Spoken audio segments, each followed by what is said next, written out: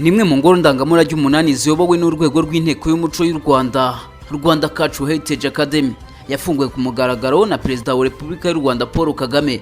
Umuhango wo kwifungura bwa mbere wabaye ku itariki ya 13 Ukuboza 2017. Iyi ngoro ndangamurage y'urugamba rwo guhagarika jenoside yubatswe mu nyubako y'inteko ishingamategeko y'u Rwanda, aho nahasanzwe hakurira abadepite ndetse n'abasenateri. Yahoze yitwa Conseil National de Développement CND mu magambo y'impine, iri ku Kimihurura mu karere ka Gasabo i Kigali. Ni muri metero 800 uvuye kuri Kigali Convention Center, uvuye ku kibuga cy'indege Kanombe ugenda ibirometero 4. Ingoro y'amateka yo guhagarika jenoside igizwe n'ibice bitatu by'ingenzi biri mu byumba birenga 11 bigaragaza intambwe ikomeye abari ingabo za AFPR Inkotanyi bateye mu rugamba rwo guhagarika jenoside uko rwagenze. Yubakwa hari hagamijwe kwerekana amateka y'u Rwanda mu gihe cy'inkubiri yo kubohora igihugu n'urugamba rwo guhagarika jenoside yakorewe abatutsi mu 1994. Icyiciro cya mbere gikubiyemo inzira y'imishyikirano y'amahoro ya Arusha, amasezerano yasinywe hagati ya RPF na guverinoma y'u Rwanda yari ihagarariwe icyo gihe na Juvenal Habyarimana. Akaba yarasinywe ku itariki ya 4 Kanama 1993 Arusha muri Tanzania. Aya masezerano akaba atarigeze ashyira mu bikorwa, ahubwo guverinoma yari icyo gihe yahisemo kwihutisha umugambi wo gutegura jenoside yakorewe abatutsi mu Rwanda ndetse n'ishyirwa mu bikorwa ryayo. Iyo umuntu asuriye ingoro ni iki gice aheraho. Igice cya kabiri gikubiyemo itangwa ry'itegeko ryo guhagarika jenoside yatanzwe n'uwari umugaba mukuru w'ingabo za RPF Paul Kagame, wari ufite ipeti rya General Major.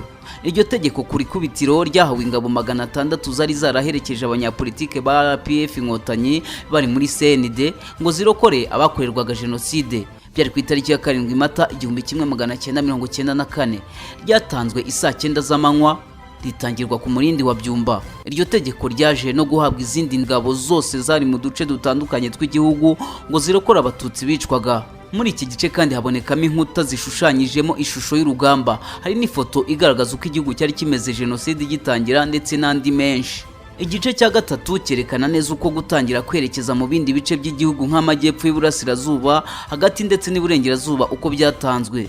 Aba basirikare bari bafite inshingano yo kurokora abatutsi bicwaga hirya no hino mu gihugu, gusenya ibirindiro by'umwanzi wariho ushyira mu bikorwa umugambi wa jenoside ndetse no gukuraho guverinoma yarimo ishyira umugambi wa jenoside mu bikorwa no kugarura amahoro mu Rwanda.